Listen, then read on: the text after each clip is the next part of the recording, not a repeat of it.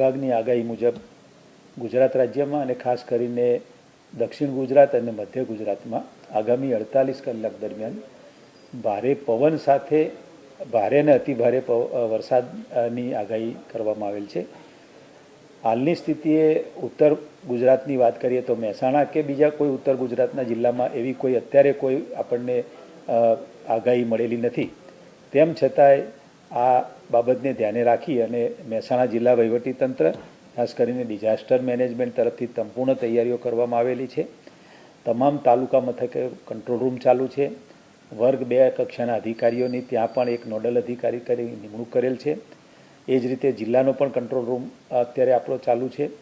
મેં અગાઉ કહ્યું એમ જિલ્લા કંટ્રોલ રૂમમાં 220, 222 અને 220, 299 નંબર ઉપર કોઈપણ વ્યક્તિ જિલ્લાના કોઈપણ ગ્રામ્ય વિસ્તારના કે શહેરી વિસ્તારના કોઈપણ ગામમાં નાનો મોટો બનાવ બને તો તાત્કાલિક અહીંયા કંટ્રોલ રૂમનો સંપર્ક કરવા હું બધાને અનુરોધ કરું છું।